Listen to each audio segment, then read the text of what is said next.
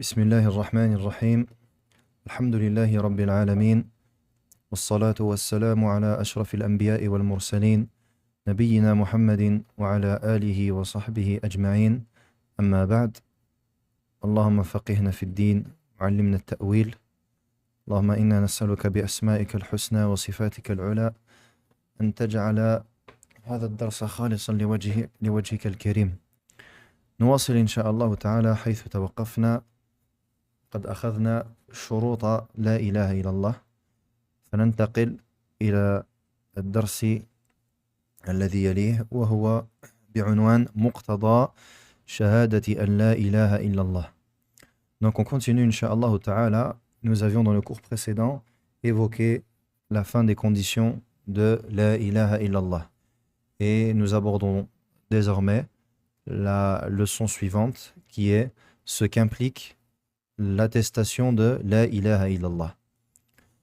قال المصنف رحمه الله: ومقتضى شهادة أن لا إله إلا الله ترك عبادة ما سوى الله من جميع المعبودات المدلول عليه بالنفي، وهو قولنا لا إله، وعبادة الله وحده لا شريك له المدلول عليه بالإثبات، وهو قولنا إلا الله.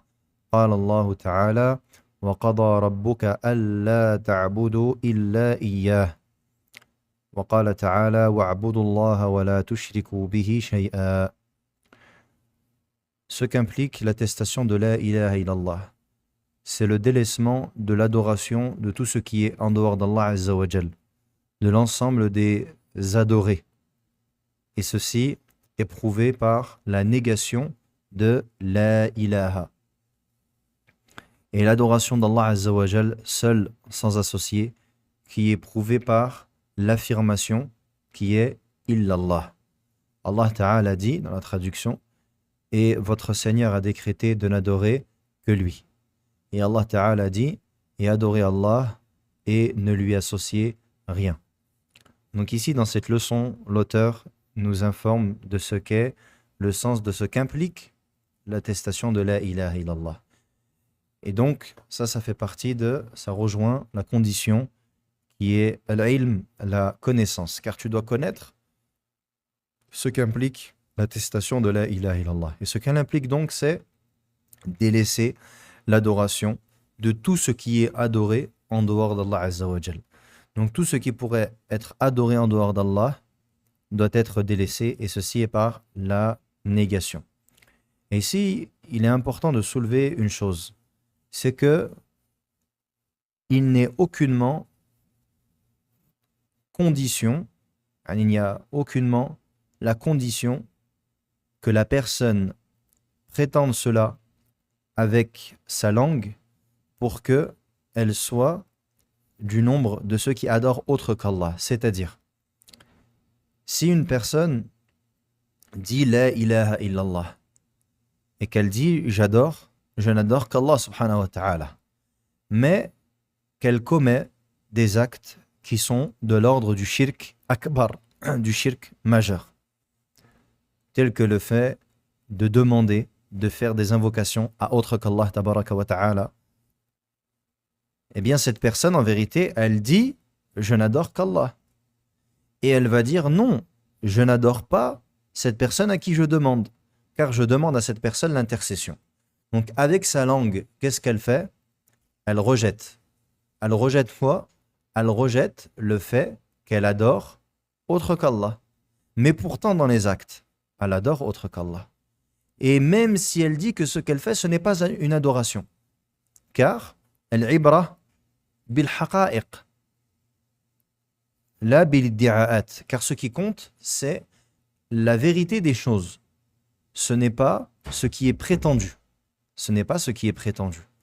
Et c'est pour cela que tu trouves qu'aujourd'hui, les adorateurs des tombes, ubad al-qubur, les adorateurs des tombes, ils déclarent, lorsque tu leur apportes la parole d'Allah Azza wa Jal, وَالَّذِينَ اتَّخَذُوا مِن دُونِهِ أَوْلِيَاءَ مَا نَعْبُدُهُمْ إِلَّا لِيُقَرِّبُونَا إِلَى اللَّهِ زُلْفَى.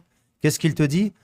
Allah Azza wa Jal يقول فيها ما نعبدهم إلا يقربون إلى الله زلفى ونحن ما نعبدهم هؤلاء كانوا يعبدونهم ونحن ما نعبدهم. نحن نطلب الشفاعة نحن نطلب الوسيلة. Et ils vont te dire, regardez dans le verset, ils disent, et ceux qui ont pris en dehors d'Allah des alliés, qui les adorent afin d'être rapprochés d'Allah. Regardez, ils disent quoi? Ils disent, mais dans l'ayah, Allah, il nous dit quoi? Il nous dit qu'ils adorent en dehors d'Allah. Et nous, nous ne les adorons pas. Nous n'adorons pas ces pieux, ces saints. Mais nous demandons l'intercession. Sauf que la règle, qu'est-ce que c'est? C'est que ce qui compte, c'est la vérité des choses. Al-haqiqa. Ce n'est pas ce qui est prétendu. Tu peux prétendre une chose avec ta langue, mais ce que tu fais est une autre chose. Comme une personne qui viendrait voler quelqu'un. Et tu lui dis, mais tu es en train de voler. Et lui, il te dit, non, non, je reprends mon droit. C'est mon droit et je le reprends. Et tu lui dis, non, ce que tu fais, ça s'appelle du vol. Et lui dit, non, non, je reprends juste quelque chose qui m'appartient. Un jour, j'ai été volé, donc je vole.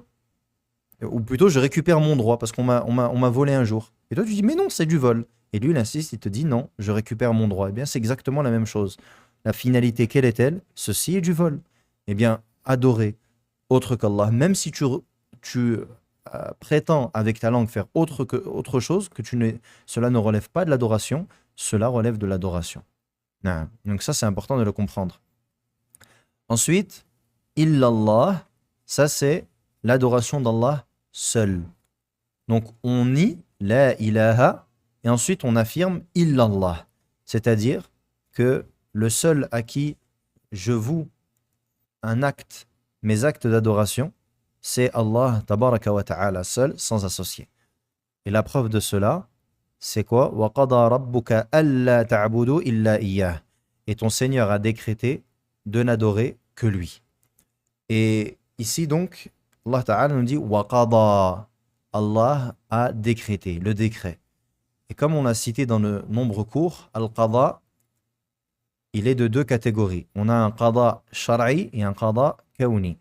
Le qada, le décret religieux et le décret universel. Le décret religieux, c'est tout ce qu'Allah subhanahu wa ta'ala a décrété religieusement. Et ce ne sont que des choses qu'Allah aime. Et il se peut que celles-ci se produisent et il se peut qu'elles ne se produisent pas. En revanche, le décret universel, lui, est un décret qui est concernant des choses qu'Allah aime et qu'Allah n'aime pas. Et il se peut que cela se produise, et cela se produit inéluctablement. Cela se produit obligatoirement.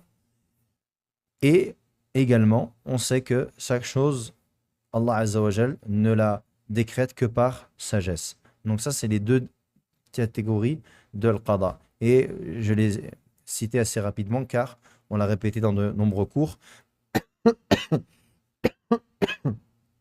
Dans presque tous les cours de Aqida, tous les livres de Aqida qu'on explique, on répète cela. Donc celui qui veut reprendre en détail, qu'il revienne au cours précédent, Inch'Allah Ta'ala. Donc ici, Allah Azza wa Jal, il a décrété, c'est-à-dire religieusement. Il a décrété religieusement de n'adorer que lui, seul, sans associé. Et également, Allah Azza wa Jal dans l'autre verset, wa'budullah, adorez Allah, wa la tushriku bihi shay'a, et ne lui associez rien, aucune chose. Et ici, shay'an nakira fi siyaqi an-nafi fa ta'um. Ou fi siyaqi an-nahi, afwan fa ta'um. Allah Azza wa Jal, ici, moi, pas la peine de traduire, celui qui a compris en arabe, tant mieux. Sinon, il n'y a pas vraiment d'intérêt à traduire cette faïda en français car elle n'est pas très compréhensible. C'est lié à la langue arabe. Ensuite, ma'na shahadati anna Muhammadan Rasulullah, le sens de l'attestation que Muhammad est le messager d'Allah. Ay, la matbu'a bihaqqin illa Rasulullah sallallahu alayhi wa sallam. C'est-à-dire, aucune personne n'est suivie de bon droit, ne peut être suivi de bon droit, si ce n'est le messager d'Allah sallallahu alayhi wa sallam. Wa ghayru rasulillahi sallallahu alayhi wa sallam in ittubi'a fima la dalila alayhi faqad ittubi'a bi batil. Et autre que le messager d'Allah sallallahu alayhi wa sallam, si jamais il venait à être suivi sur une chose pour laquelle il n'y a point de preuve, alors il a été suivi dans une chose qui est fausse ou par le faux. Euh, Ici donc, l'explication de Muhammadun Rasulullah, c'est-à-dire la matbou'.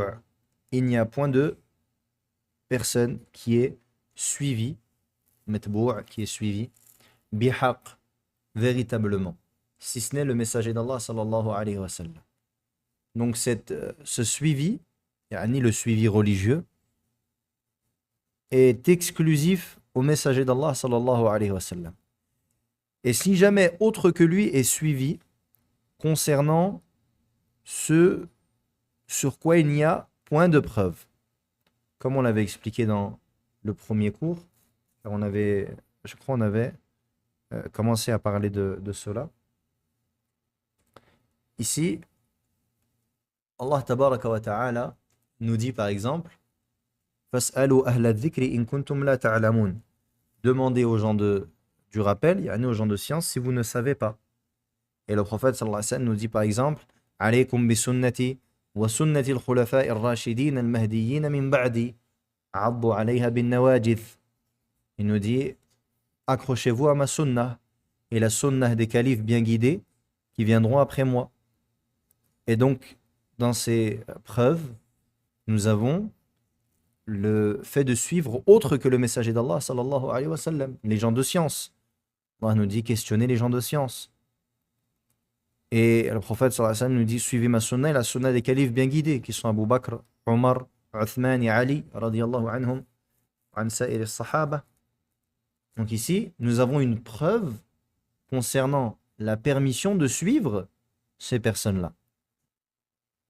Mais s'il n'y a point de preuve, alors il est interdit de les suivre.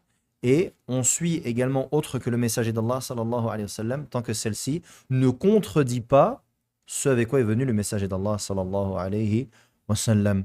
Comme lorsqu'il y a eu un différend entre Ibn Abbas et autres en ce qui concerne une mas'ala du hajj, et que les personnes qui étaient opposées à son avis lui disaient mais Abu Bakr et Omar ont dit.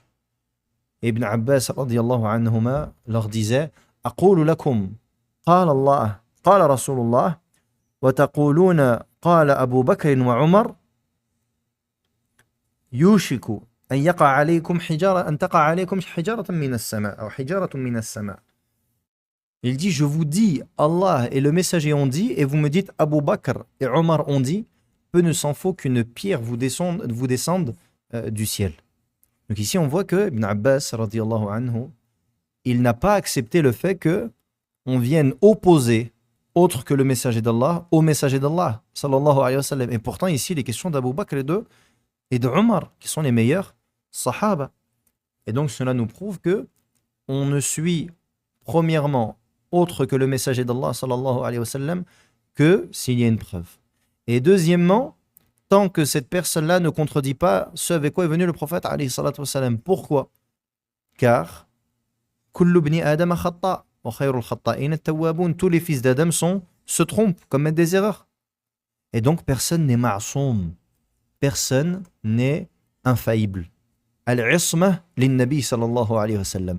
L'infaillibilité est propre au prophète sallallahu alayhi wa sallam. Il n'y a que le prophète alayhi salatu wa sallam qui ne se trompe pas dans la religion d'Allah. Donc si autre que lui, alayhi salatu wa sallam, se trompe, il nous est interdit de le suivre de manière délibérée et volontaire. Taïb, ça c'est concernant cette première phrase de l'auteur. Ensuite, il rapporte les preuves. قال الله تعالى اتبعوا ما أنزل إليكم من ربكم ولا تتبعوا من دونه أولياء قليلا ما تذكرون. Ensuite, il dit, il nous cite là la parole d'Allah tabaraka wa ta'ala dans la traduction, suivez ce qui vous a été fait, ce qui vous a été descendu de votre Seigneur, de la part de votre Seigneur, et ne suivez point en dehors de cela d'alliés. Donc ici, ittabi'u, c'est un ordre. Wal amr yufid al-wujub, et l'ordre implique l'obligation. Suivez ce qui vous a été révélé de votre Seigneur. Donc, il est obligatoire de suivre ce qui a été révélé par Allah tabaraka wa ta'ala. Et qui est-ce qui est chargé de transmettre ce qui a été révélé par Allah Azza wa Jal? Le prophète Mohammed sallallahu alayhi wa sallam. Donc cela implique forcément de le suivre, alayhi salatu wa sallam. Et cette ayah est une preuve également contre ce que l'on appelle les muta'assibah, ceux qui sont fanatiques, muta'assibatul madhahib, les fanatiques des madhahib, des écoles juridiques, des écoles de jurisprudence. Ceux qui se cantonnent à une école de jurisprudence, il se dit Maliki, Hanbali, Hanafi, Shafi'i, et il n'accepte pas de contredire son madhab. Et il n'accepte pas qu'on contredise son madhab. Et le haqq se trouve forcément dans son madhab. Même si on lui apporte une preuve, même si on lui apporte autre chose, il va te dire non, moi je suis Maliki, moi je suis Hanbali, moi je suis Shafi'i, je suis Hanafi. Et dans mon madhab, c'est comme cela compris. Mais subhanallah, le hadith est da'if. Non, dans le madhab c'est ainsi. Donc, ceux qui ont at-ta'assub, le fanatisme, en ce qui concerne le suivi des madhahib, eh bien, ils contredisent ici cette ayah. Car Allah Azza wa Jalla nous dit, suivez ce qui vous a été révélé de votre Seigneur, ce qui vous a été descendu de votre Seigneur. Donc, il est interdit de s'accrocher à autre que le Coran et la Sunna. Les madhahib sont des moyens, mais ce ne sont pas des fins. Il est tout à fait permis de prendre un madhab pour celui qui souhaite apprendre la science. Et tous les ulama, à une majorité écrasante, ont appris la science par le biais d'un madhab de fiqh. Mais cela ne les a pas empêchés de sortir du madhab et de prendre des avis d'autres écoles ou même en dehors des écoles lorsque la preuve leur paraît plus évidente et plus forte dans autre que leur madhab. Naam. Et ça c'est connu, que ce soit Ibn Hajar, que ce soit Al-Nawawi, que ce soit Abu al-Abbas, Taqiyuddin, Ibn Taymiyyah, que ce soit Ibn al-Qayyim, que ce soit Ibn Rajab, que ce soit Al-Dhahabi, que ce soit énormément de ulama, les grands ulama al-kibar, كانوا يخالفون المذهب. Ils sortaient de leur madhab. Et pourtant, ce sont des a'imma. Al-Nawawi, c'est un imam dans le madhab shafi'i. Imam عند al-shafi'iyya. Mais il contredit le madhab shafi'i. Et نعم. Ibn Abd al-Barr, min a'immat al-malikiyya. Ibn Abd al-Barr fait partie des imams du madhab maliki. Et pourtant, subhanallah, il sort du madhab. Et il voit, il prend comme avis il suit des avis qui sont en dehors du madhab maliki. Et il en est ainsi pour de nombreux imams, de nombreux grands savants. Et c'est cette voie-là que l'on doit suivre. Donc ce verset est également une preuve contre ceux qui s'attachent à taqlid, le suivi aveugle, et à ta'assub, le fanatisme concernant les madhahib. Ensuite, وقال تعالى فلا وربك لا يؤمنون حتى يحكموك فيما شجر بينهم ثم لا يجدوا في أنفسهم حرجا مما قضيت ويسلموا تسليما. Dans la traduction du verset, certes par ton Seigneur, ils ne croiront pas tant qu'ils ne te prendront pas comme juge dans leurs affaires, qui portent à querelle, puis qu'ils ne trouvent en eux-mêmes aucune gêne concernant ton jugement, et qu'ils se soumettent pleinement. Donc dans ce verset, Allah subhanahu wa ta'ala a fait du suivi du prophète sallallahu alayhi wa sallam une condition de la foi. La yu'minun, ils ne croiront pas. Hatta yuhakkimuka fima shajara baynahum, jusqu'à ce que ils te prennent comme juge. Et donc ça, c'est de son vivant, alayhi salatu wa sallam, par le fait de revenir vers lui directement. Et après sa vie, alayhi salatu wa sallam, c'est le fait de revenir vers sa sunnah et vers ceux qui connaissent sa sunnah, sallallahu alayhi wa sallam. Puis qu'ils ne trouvent en eux-mêmes aucune gêne concernant ce que tu as apporté comme jugement. Et ça, c'est est également un point qui est important. Et subhanallah, on revient à un des points, ça nous ramène à un des points que l'on a cité concernant la ilaha illallah, qui est al-yaqin, la certitude. Hein? Tu dois avoir la certitude que ce avec quoi est venu le prophète, alayhi salatu wassalam, khayr, c'est un bien, et que c'est la meilleure des choses, et que c'est la vérité. Et tu ne dois pas trouver en toi une gêne. Et ici, on ne parle pas de la gêne du nefs. Le nefs, lorsque le jugement d'Allah Azza wa Jalla va en opposition avec le hawa, avec les passions, non, tu trouves en toi un certain penchant. Ton nefs n'a pas envie de se plier aux ordres d'Allah tabaraka wa ta'ala. Mais ça, c'est une chose qui est naturelle. On parle de la gêne, du dérangement, c'est-à-dire qu'au fond de toi, tu n'es pas apaisé. Au fond de toi, tu n'es pas apaisé, tu n'es pas serein de la sunna du prophète sallallahu alayhi wa sallam. Et c'est pour cela que, subhanallah, parmi Nawaqid al-Islam, et on voit fiqh al-Imam Muhammad Abdul Wahhab rahimahullah, dans Nawaqid al-Islam, qu'est-ce qu'il nous dit? Les annulatifs de l'islam, dans les annulatifs de l'islam, Muhammad Abdul Wahhab rahimahullah, et on voit sa science, et il nous dit, parmi les annulatifs de l'islam, le fait de rejeter une des sunnahs du prophète alayhi salatu wassalam, même s'il la met en pratique. Subhanallah. C'est-à-dire que le fait qu'une personne mette en pratique la sunnah, si jamais elle n'a pas dans son fort intérieur la conviction et l'apaisement vis-à-vis de la vérité et du caractère vrai de cela, eh bien cette personne-là, en vérité, subhanallah, n'est pas croyante. Wal'iyadhu billah. Et c'est pour cela que c'est important. Et on fait la différence. Et pourquoi je répète toujours on fait la différence? Parce que malheureusement, beaucoup de personnes sont touchées par al-wasawis.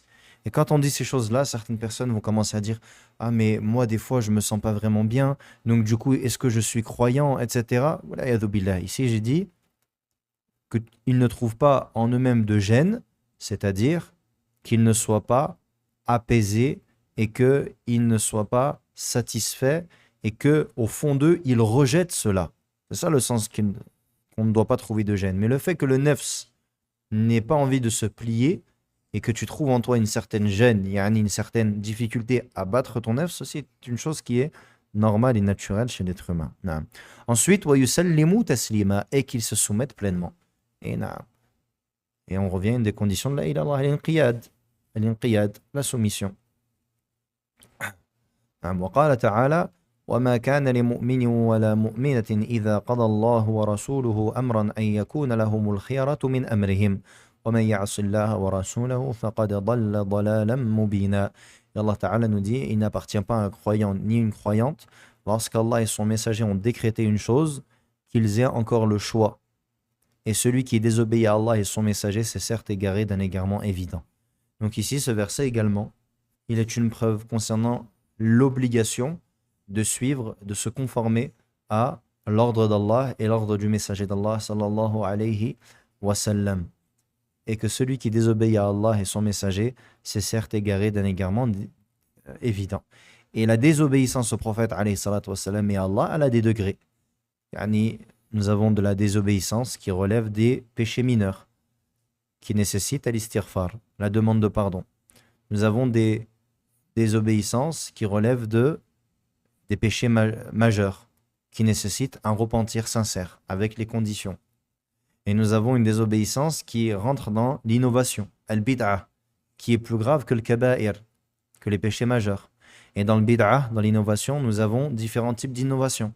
Nous avons des bid'ah qui sont mufassiqah, qui rendent pervers, des bid'ah qui sont mukaffirah, qui font sortir de l'islam.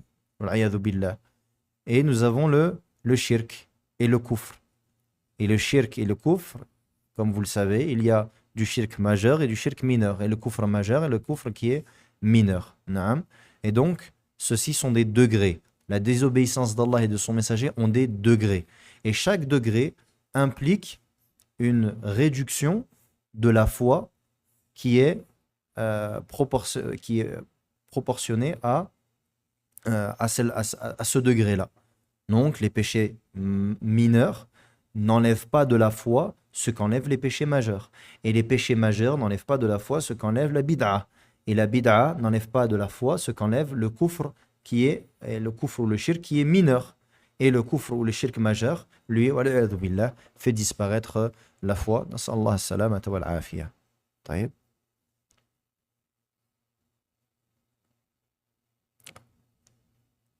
Et ici, la parole qui résume très bien,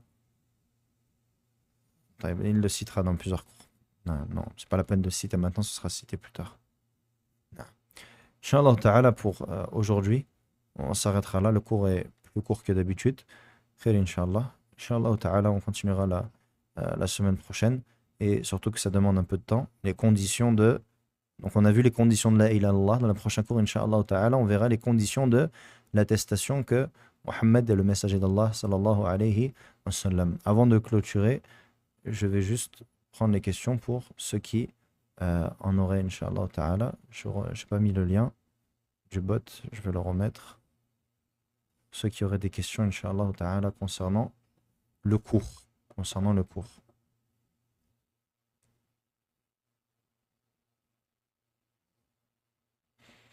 Naam ahsant, et ça réfute également les coranistes. Naam ahsant. Yani ces ayats, ces versets, viennent également réfuter les Qur'aniyoun qui pensent qu'il est permis, qu'il n'est pas, euh, qu'il n'est pas de notre devoir que de suivre les hadiths du prophète alayhi salatu wassalam et la sunna, et que on se contente du Qur'an. Et wallahi que la finalité de ces gens-là, wal'iyadhu billah, n'est autre que le kufr. Toute personne qui rentre avec les Qur'aniyoun, sa finalité euh, c'est le kufr. Wal'iyadhu billah.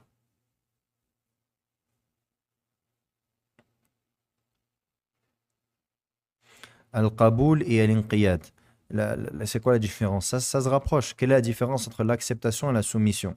Ani, ça se rapproche. Les deux sont des sens qui sont proches. L'acceptation, yani que tu acceptes tout ce avec quoi est venu le prophète alayhi salatu wassalam, et le Coran, le prophète alayhi salatu wassalam. Et la soumission, c'est-à-dire que tu te soumettes et que tu mettes en pratique. Oui, les cours sont enregistrés. Non, les cours sont enregistrés. Les coranistes sont-ils musulmans? Le fait de rejeter la sunna du prophète sallallahu alayhi wa sallam et d'avoir la conviction qu'il n'y a pas la nécessité de suivre le prophète alayhi salatu wassalam et qu'il n'y a pas de sunna, ceci est du kufr, ceci est de la mécréance. Maintenant, pour appliquer cela à une personne en particulier, ceci est différent. Il faut toujours faire la différence entre le jugement général et le jugement particulier. Donc le jugement général, c'est que celui qui a la conviction, on ne parle pas de ceux qui ont des shubuhat, ceux qui ont des ambiguïtés, qui disent oui, mais est-ce qu'en vérité la sunna c'est bien réel, etc. Et qui a subi yani, des ambiguïtés de la part de certaines personnes. On parle de celui qui a la ferme conviction que la sunna du prophète alayhi salatu wassalam n'est pas à suivre et qu'il n'y a pas besoin de sa sunna et qu'on doit suivre uniquement le Coran. Ceci est du kufr, ceci est de la mécréance. Maintenant, entre juger une personne comme étant mécréante et dire ceci relève de la mécréance, c'est différent. Faites attention, Inch'Allah ta'ala.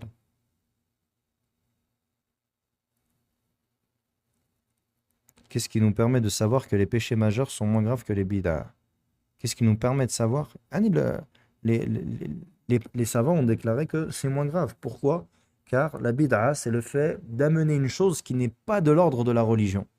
Et ceci est grave car tu vas en vérité inventer des choses dans la religion d'Allah tabaraka wa ta'ala. Et ce que ça implique, comme a dit l'imam Malik rahimahullah, c'est que au final, tu sous-entends soit que la religion est manquante, donc tu vas devoir rajouter des choses puisqu'elle est manquante, ou et que le prophète sallallahu alayhi wa sallam donc n'a pas, ça implique également que le prophète alayhi wa sallam n'a pas tout transmis en vérité, comme Allah ta'ala lui a ordonné. Et ça va à l'inverse de la parole d'Allah: Al-yawma akmaltu lakum dinakum wa atmamtu alaykum ni'mati wa raditu lakum al-islam dina. Aujourd'hui, j'ai parachevé pour vous votre religion.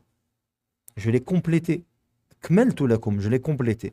Donc celui qui rapporte une bid'a, il prétend qu'Allah azza wa jalla n'a pas complété la religion. Donc c'est pour cela que c'est plus grave. Wal bid'a baridul kufr. Et la bid'a est ce qui va amener à la mécréance.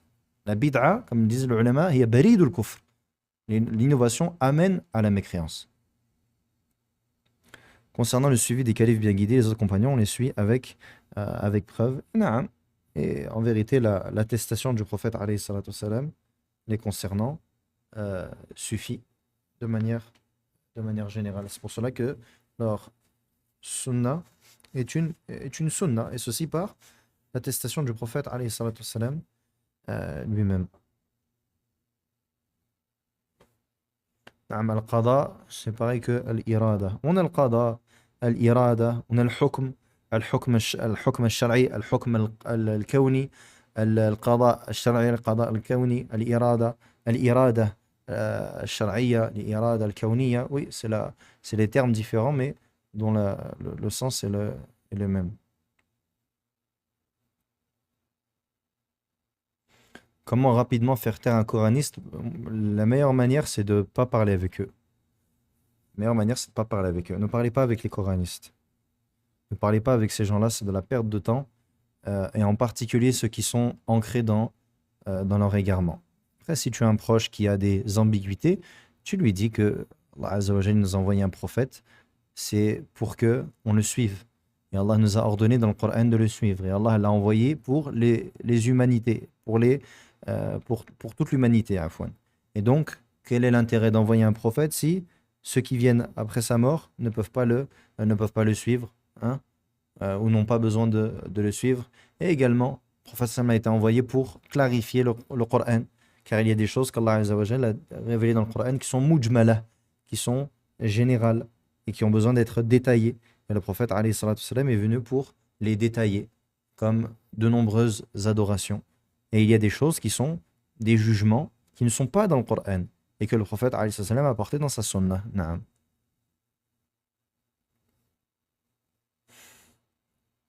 Concernant ceux qui rendent mécréants les gouverneurs, taïb, je ne comprends pas. Premièrement, c'est pas lié au cours, et deuxièmement, posez des questions, ne faites pas des phrases. Concernant ceux qui rendent mécréants les gouverneurs, c'est une phrase, c'est pas une question. Je ne comprends pas ce que vous voulez dire. Barakallahu fikum. Pouvez- Il y a des questions qui sortent du cours, Inch'Allah, donc je ne les prends pas. Barakallahu fikum. Taïb, Inch'Allah, on s'arrête là. سبحانك اللهم وبحمدك أشهد أن لا إله إلا أنت أستغفرك وأتوب إليك بارك الله فيكم والسلام عليكم ورحمة الله وبركاته.